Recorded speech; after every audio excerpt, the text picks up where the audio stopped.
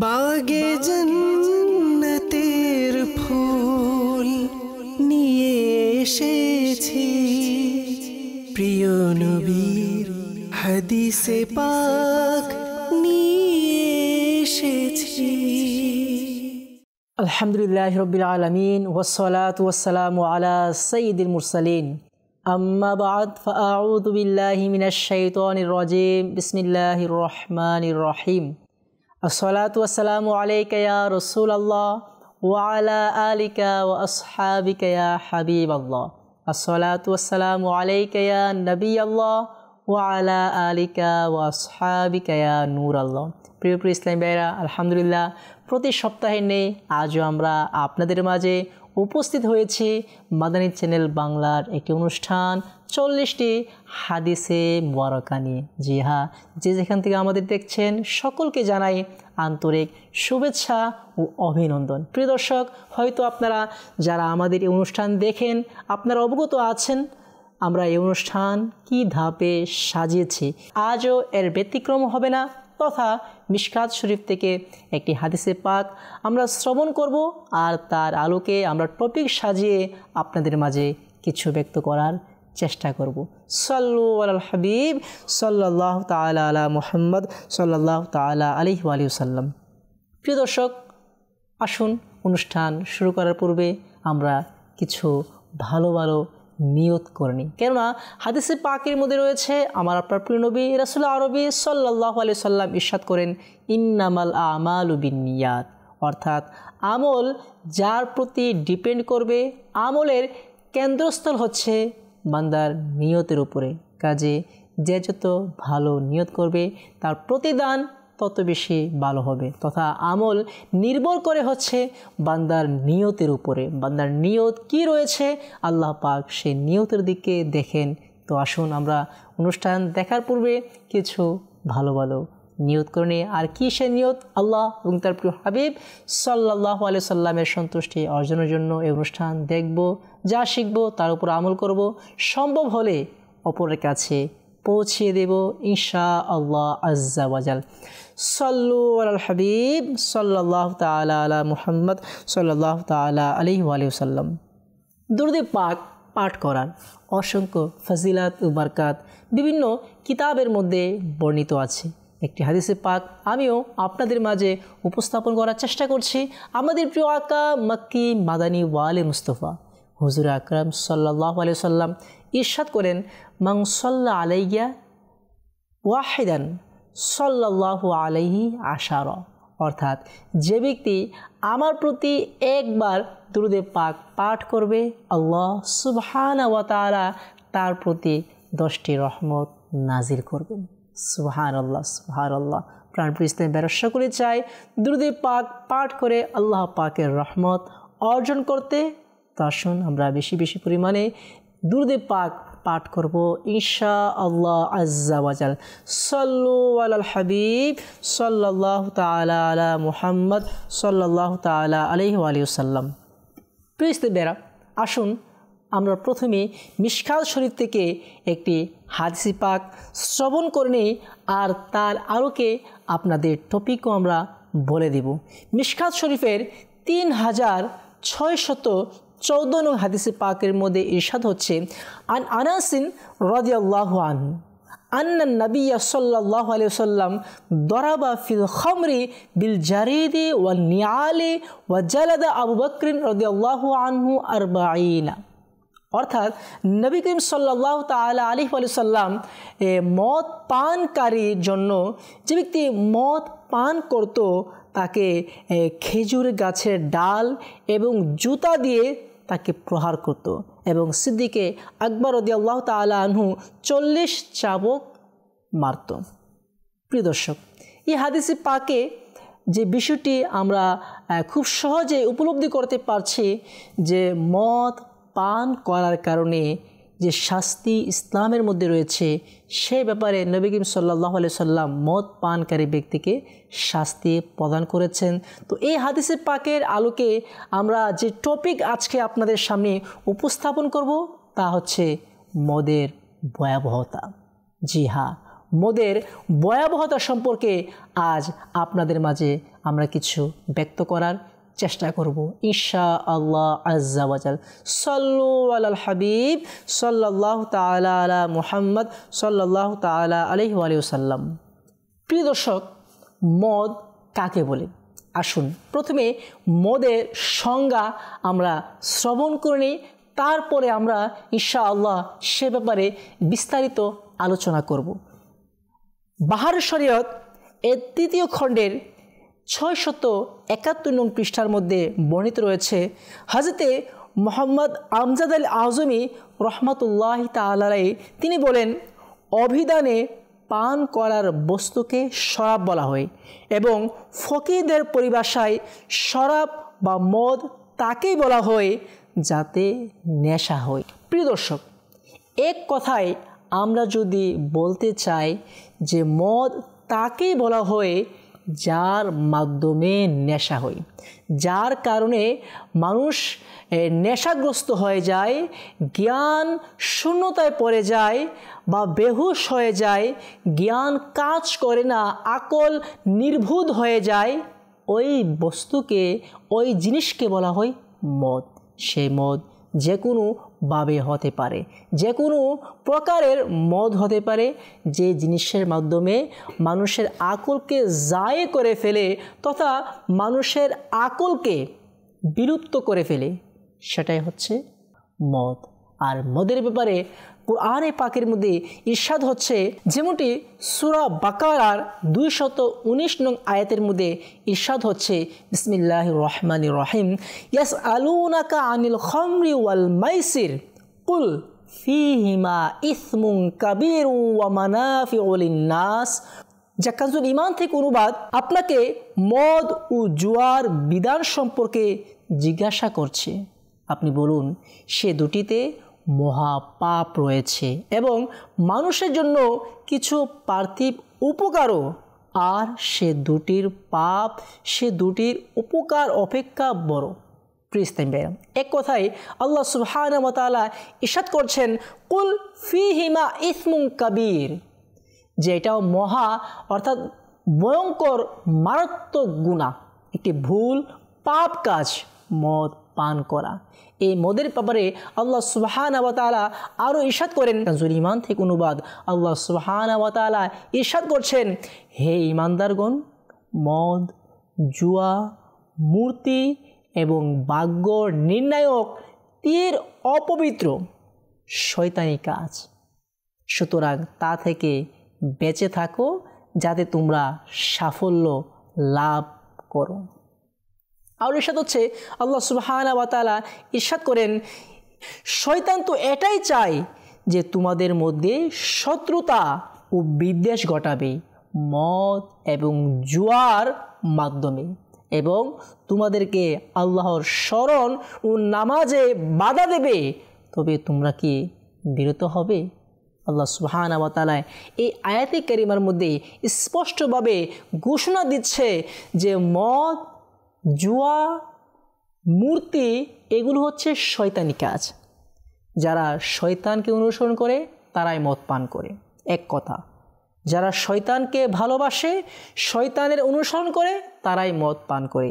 এই মদের ব্যাপারে, নেশাগ্রস্ত হওয়ার ব্যাপারে আল্লাহ সুবহানাহু ওয়া তাআলা সূরা নিসা এর 43 আয়াতের মধ্যে ইরশাদ হচ্ছে, তোমরা নেশাগ্রস্ত অবস্থায় নামাজের কাছেও যেও না, যা তোমরা বলছো যতক্ষণ পর্যন্ত তা তোমরা বোধগম্য না করতে পারো, তথা জ্ঞানহীন অবস্থায়, অচেতন অবস্থায়, মাতাল অবস্থায় নামাজ পড়তে আল্লাহ সুবহানাহু ওয়া তাআলা নিষেধ করেছেন।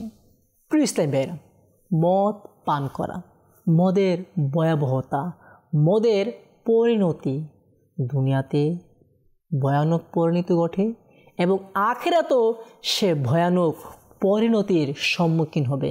আমাদের প্রিয় আকা মক্কি মাদানী ওয়ালি মুস্তফা হুজুর আকরাম সাল্লাল্লাহু তাআলা আলাইহি ওয়া সাল্লাম ইরশাদ করেন, যে ব্যক্তি সকালবেলা মদ পান করলো সে সারাদিন মুশরিকের ন্যায় হয়ে থাকে, এমনকি সন্ধ্যা হয়ে যায়। এবং অনুরূপভাবে যদি কেউ সন্ধ্যায় মদ পান করে তবে সারা রাত মুশরিকে নেই তথা আল্লাহ পাকের স্মরণ থেকে উদাসীন হয়ে থাকে, এমনকি সকাল হয়ে যায়। নবী করিম সাল্লাল্লাহু তাআলা আলাইহি ওয়া সাল্লাম আরও ইরশাদ করেন, অপকর্মকারী যখন অপকর্ম করে তখন সে মুমিন থাকে না। চোর যখন চুরি করে তখন সে মুমিন থাকে না। আর মদ্যপায়ী যখন মদ পান করে তখন সে মুমিন থাকে না। ইসলাম বেরা নবী করিম সাল্লাল্লাহু আলাইহি সাল্লাম কত বড় হুঁশিয়ারি করছেন, সতর্ক করছেন, আমাদেরকে সংকেত দিয়ে যাচ্ছেন যে মদ পান করা, মদের পরিণতি কতই ভয়ানক হতে পারে। যে যখন বান্দা মদ পান করে, মদ পান করা অবস্থায় সে মুমিন থাকে না। আস্তাগফিরুল্লাহ। একটু চিন্তার বিষয়, একটি মানুষের সবচেয়ে দামি সম্পদ হচ্ছে তার ঈমান। একজন ব্যক্তির সম্পদ হচ্ছে দামি সম্পদ ঈমান। যখন সে মদ পান করে, ওই মদ পান করা অবস্থায় তার সাথে সে ঈমান থাকে না, সে মুমিন থাকে না, সে এক প্রকার বেঈমান অবস্থায় থাকে। আল্লাহ আল্লাহ আল্লাহ আল্লাহ পাক আমাদেরকে হেফাজত করুক। নবী করিম সাল্লাল্লাহু তাআলা আলাইহি ওয়া সাল্লাম আরও ইরশাদ করেন, যে অপকর্ম করলো কিংবা মদ পান করলো তখন সে নিজের ঘাড় থেকে ইসলামের রশি খুলে ফেলল। অতঃপর যদি সে তওবা করে তবে আল্লাহ পাক তার তওবা কবুল করে নেন। একই কথা নবী করিম সাল্লাল্লাহু আলাইহি সাল্লাম ইরশাদ করছেন যে যখন সে মদ পান করে তখন যেন সে ইসলামের রশি নিচ থেকে খুলে ফেলে, তথা মনে হয় সে ইসলাম থেকে খারিজ হয়ে গেল, তথা ঈমান নামক নিয়ামত তার কাছে হয়তো নেই, এমন বোঝাচ্ছে যে মদ পান করে। মদের ভয়াবহতা, মদের শাস্তি, মদের পরিণতি, আসুন আরও কিছু আমরা শ্রবণ করে নিই। সাল্লু আলাল হাবিব সাল্লাল্লাহু তাআলা আলা মুহাম্মদ সাল্লাল্লাহু তাআলা আলাইহি ওয়া সাল্লাম। আমাদের প্রিয় আকা মক্কি মাদানী ওয়ালে মুস্তাফা হুজুর আকরাম সাল্লাল্লাহু তাআলা আলাইহি ওয়া সাল্লাম কে আল্লাহ পাক হুকুম দিয়েছেন যেন গান বাজনার সরঞ্জামাদি, সারঙ্গী, তবলা ভেঙে ফেলা হয় এবং মূর্তিগুলো ভেঙে দেওয়া হয়। জাহিলিয়াতের যুগে পূজা করা হতো। আপন ইজ্জতের শপথের কথা স্মরণ করিয়ে রব তাআলা ইরশাদ করেন, আমার যে বান্দা এক ডুব মদ পান করবে আমি তার পরিবর্তে তাকে জাহান্নামের ফুটন্ত পানি পান করাবো আর তাকে আযাব দেওয়া হবে। আল্লাহু আকবার, আল্লাহু আকবার। প্রাণপ্রিয় ইসলামী ভাইয়েরা, যে ব্যক্তি এক ডুব সামান্য মদ পান করবে আল্লাহ সুবহানাহু ওয়া তাআলা তাকে জাহান্নামের ফুটন্ত পানি পান করাবেন। যে পানি বলা হচ্ছে এত গরম থাকবে, এত ফুটন্ত থাকবে, যদি কেউ পানি মুখে নেই, মুখে পানি পান করে, তাহলে পানি যে দিক দিয়ে ভিতরে যাবে সকল কিছু নিয়ে নিচ দিয়ে পড়ে যাবে। আল্লাহু আকবার, আল্লাহু আকবার। সে ফুটন্ত পানি কতই না কষ্টদায়ক হতে পারে, সে পানি পান করাবে কাকে? যে এক ঢুক মদ পান করবে। আল্লাহ পাক আমাকে আপনাকে হেফাজত করুক। কিতাবুল কাবাইর লিজ-যাহাবি কিতাবের 96 নং পৃষ্ঠার মধ্যে বর্ণিত আছে, যে ব্যক্তি মদ পান করা থেকে তওবা করেনি এবং সে অবস্থায় মারা গিয়েছে, সেই ব্যক্তি সম্পর্কে হযরতে আব্দুল্লাহ ইবনে মাসউদ রাদিয়াল্লাহু তাআলা আনহু ইরশাদ করেন, যখন মদ্যপায়ী মারা যায় তাকে দাফন করে দাও, অতঃপর আমাকে একটি খেজুর গাছে ঝুলিয়ে রেখো, তার কবর খনন করো। যদি তার চেহারা কিবলা থেকে ফেরানো অবস্থায় পাও তবে আমাকে সেভাবে ঝুলন্ত অবস্থায় রেখে দিও। হযরতে সাইয়্যিদুনা মাসরুক রাদিয়াল্লাহু তাআলা আনহু থেকে বর্ণিত, যে ব্যক্তি চুরি বা মদ পান কিংবা অপকর্মে লিপ্ত থাকা অবস্থায় মারা যায় তার উপর 2টি সাপ নিযুক্ত করে দেওয়া হয় যারা তার মাংস ছিঁড়ে ছিঁড়ে খেতে থাকবে। আস্তাগফিরুল্লাহ, আস্তাগফিরুল্লাহ, নাউযুবিল্লাহ, আস্তাগফিরুল্লাহ। প্রাণপ্রিয় ইসলামী ভাইয়েরা, আসলে মদের পরিণতি, মদের ভয়াবহতা বিশাল, যা বর্ণনা করা আমার আপনার পক্ষে সম্ভব নয়। তথা এই মদের শাস্তি এত বিশাল। প্রিয় ইসলাম ভাইরা, মদের আরও কিছু শাস্তি বা ভয়ানক পরিণতি সম্পর্কে আসুন আমরা আরও কিছু শ্রবণ করি। মদ্যপায়ী কিয়ামতের দিন এই অবস্থায় আসবে যে তার চেহারা কালো, চোখ নীল এবং জিহ্বা বুকের উপর ঝরে থাকবে, আর তার লালা রক্তের ন্যায় প্রবাহিত হতে থাকবে। কিয়ামতের দিন লোকেরা তাকে চিনতে পারবে। অতএব তোমরা তাদেরকে সালাম করো না। যদি অসুস্থ হয়ে যাও তবে তাদের দেখতে যাবে না, বরং মরে গেলে তবে তাদের জানাজার নামাজও পড়বে না। আল্লাহু আকবার। কেননা মদকে হালাল মনে করে পান করে যে ব্যক্তি, সে আল্লাহ পাকের নিকট মূর্তি পূজারীর মতোই হয়ে থাকে। আর এর সাথে হচ্ছে মদ্যপায়ী কবর থেকে মৃত্যুর চেয়ে অধিক দুর্গন্ধযুক্ত অবস্থায় বের হবে, যে তার ঘাড়ে মদের বোতল ঝুলে থাকবে এবং হাতে মদের পেয়ালা থাকবে। সাপ ও বিচ্ছু তার সারা শরীর আঁকড়ে ধরবে, তাকে আগুনের জুতো পরানো হবে, ফলে তার মাথার মগজ সিদ্ধ হতে থাকবে। তার কবর জাহান্নামের গর্তগুলোর মধ্য থেকে একটি গর্ত হবে, যা ফেরাউন ও হামানের নিকটবর্তী হবে। প্রিয় ইসলাম ভাইরা, একটু চিন্তার বিষয় যে মদ পান করার ফলে দুনিয়া আখিরাতে সে কতই না লাঞ্ছিত, একজন বঞ্চিত ব্যক্তি হয়। আল্লাহ পাক আমাদেরকে হেফাজত করো।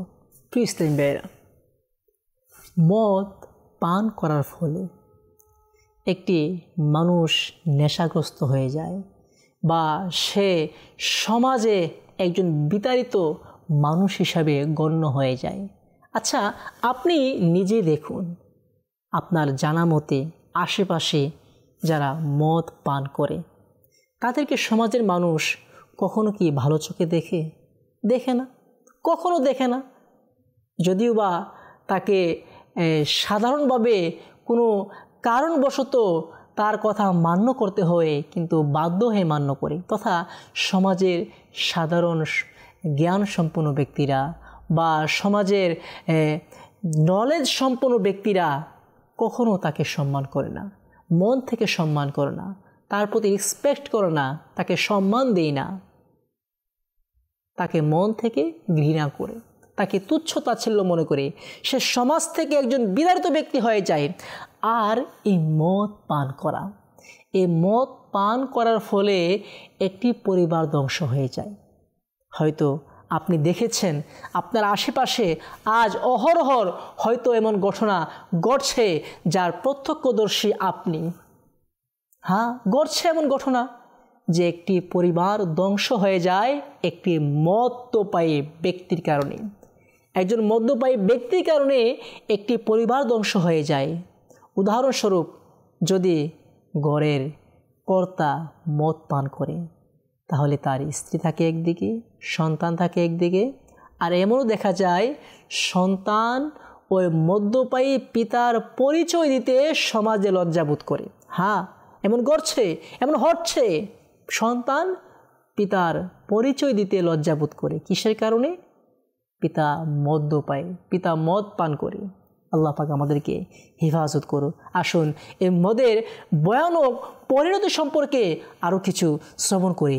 আমাদের প্রিয় আকা মাক্কি মাদানী ওয়ালে মুস্তফা হুজুর আকরাম সাল্লাল্লাহু তাআলা আলাইহি ওয়া সাল্লাম ইরশাদ করেন, ওই সত্তার শপথ যার কুদরতি হাতে আমার প্রাণ, আমার উম্মতের মধ্যে কিছু লোক গুনাহ, অহংকার ও দম্ভ এবং খেল তামাশায় রাত অতিবাহিত করবে, আর তাদের সকাল এই অবস্থায় হবে যে তারা হারামকে হালাল জানবে।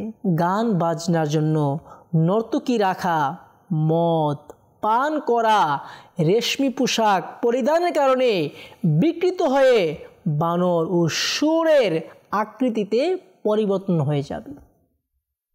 প্রাণপ্রিয় ইসলামী ভাইয়েরা, মদের ভয়াবহতা, মদের ভয়ানক পরিণতি, ভয়ানক পরিণাম, মদের ভয়াবহতা কতই না নিকৃষ্ট, কতই না জঘন্য, যে মদ পান করার ফলে এক তো আল্লাহ পাকের হুকুমকে অমান্য করা হচ্ছে। আল্লাহ পাক সুবহানাহু ওয়া তাআলা ইরশাদ করেন যে মদ তো হারাম, মদ হারাম করে দেওয়া হয়েছে। প্রিয় ইসলামী ভাইয়েরা, মদের আরও কিছু প্রকার আছে বর্তমান সমাজে। এক কথায় আমরা প্রথমে মদের যে সংজ্ঞা শুনেছি, মদ তাকেই বলা হয় যার ফলে নেশা হয়, যার ফলে নেশা হয় তাকেই মদ বলা হয়। কিন্তু বর্তমান আজ সমাজে অনেক কিছু বেরিয়ে গিয়েছে, অনেক কিছু চালু হয়ে গিয়েছে। মদের নাম পরিবর্তন করে অনেক মাদক দ্রব্য ব্যবহার করা হচ্ছে। হ্যাঁ, হয়তো আপনার আশেপাশে এমন ঘটনা ঘটছে যার প্রত্যক্ষদর্শী আপনি নিজেই। এক হাদিস পাকের মধ্যে ইরশাদ হচ্ছে যে আখিরি যুগে, আখিরি জামানাতে মানুষ মদের নাম পরিবর্তন করে তা ব্যবহার করবে। আর আজই হচ্ছে সেই যুগ। এই যুগে কত কিছু নেশাদ্রব্য বেরিয়েছে, মাদক দ্রব্য বেরিয়েছে। কেউ মদ, আমরা শুনেছি মদ তাকেই বলা হয় যার ফলে নেশা হয়। এখন এই নেশা আজ বিভিন্ন মেডিসিনের মাধ্যমে হচ্ছে, বিভিন্ন দ্রব্যের মাধ্যমে হচ্ছে। সেটা হোক মদ, হোক গাঞ্জা, হোক ইয়াবা, হোক ড্রাগ, বা এমন ভয়ানক আরও যে সকল মারাত্মক বেদি নামক যে দ্রব্যগুলো আছে, মাদক দ্রব্য, এক একজন এক এক নামে আখ্যায়িত করে থাকে। এক এক প্রতিষ্ঠান এক একভাবে নাম দিয়ে সে মদকে প্রচার করছে, সমাজে ছড়িয়ে দিচ্ছে মদ। সেই মদ হক ফেন্সিটি হারাম, হক গাঁজা হারাম, হক সে ইয়াবা ট্যাবলেট, যে কোনো কিছু হোক না কেন, সকল কিছু হারাম। কোন কি হারাম? যেগুলোর মাধ্যমে নেশা হয়। এই নেশা হয় এমন সকল কিছু হারাম। বাস, সেটাকে আপনি মদ বলুন, গাঞ্জা বলুন, ফেন্সিটি বলুন, ইয়াবা বলুন, যাই কিছু বলুন না কেন, যে বস্তুতে নেশা হয় ওটাই হারাম, ওইটাই মদ। আল্লাহ পাক আমাকে আপনাকে এই মদ নামক ভয়ানক পরিণতি থেকে হিফাজত করুন। সাল্লু আলাল হাবিব সাল্লাল্লাহু তাআলা আলা মুহাম্মদ সাল্লাল্লাহু তাআলা আলাইহি ওয়া সাল্লাম। প্রিয় ইসলামী ভাইরা, আমরা শুনছিলাম মদের ভয়াবহতা। জি হ্যাঁ, এক তো মদ পান করার ফলে একটি ব্যক্তি সমাজে দুশ্চরিত্রের অধিকার হয়ে যায়, সে সমাজে একজন তুচ্ছ-তাচ্ছিল্য ব্যক্তি হিসাবে পরিণত হয়ে যায়। আর আখিরাতে তার শাস্তি তো আছে, যা আমরা কোরআন ও হাদিস পাকের আলোকে শুনেছি। আরেকটি বিষয় হচ্ছে যে মদ পানকারী ব্যক্তি, মদ্যপায়ী ব্যক্তি, এই মদ পান করার ফলে সে তার নিজের ক্ষতি করে। এমন অনেক গবেষণায় দেখা গিয়েছে যারা মদ পানে অভ্যস্ত তারা অকাল মৃত্যুতে পরিণত হয়, কম বয়সে তাদের মৃত্যু ঘটে, বা বিভিন্ন রোগে তারা আক্রান্ত হয়ে যায়। ক্যান্সার বলুন বা বিভিন্ন ফুসফুস রোগী বলুন, এবং বিভিন্ন ভয়ানক মারাত্মক রোগে সে আক্রান্ত হয়ে যায় এই মদ পান করার কারণে। আর সেই মদ পান করা যে কোনোভাবে হতে পারে, হক্তা মদ বা অন্যান্য দ্রব্যের নাম। আল্লাহ সুবহানাহু ওয়া তাআলা আমাদেরকে এই মদ থেকে হেফাজত করুক। প্রিয় ইসলামী ভাইরা, আলহামদুলিল্লাহ আজ আপনাদের মাঝে চেষ্টা করেছি মদের ভয়াবহতা সম্পর্কে কিছু উপস্থাপন করার। ইনশাআল্লাহ আজ্জা ওয়া জাল আগামী পর্বে আরও নতুন একটি হাদিসে পাক নিয়ে, নতুন একটি বিষয় নিয়ে আপনাদের মাঝে পুনরায় উপস্থিত হব। সে পর্যন্ত সকলে ভালো থাকুন, সুস্থ থাকুন, মাদানী চ্যানেল দেখতে থাকুন। সাল্লু আলাল হাবিব সাল্লাল্লাহু তাআলা আলা মুহাম্মদ সাল্লাল্লাহু তাআলা আলাইহি ওয়া সাল্লাম। বাগে জান্নাতের ফুল নিয়ে এসেছি, প্রিয় নবীর হাদিসে পাক নিয়ে এসেছি।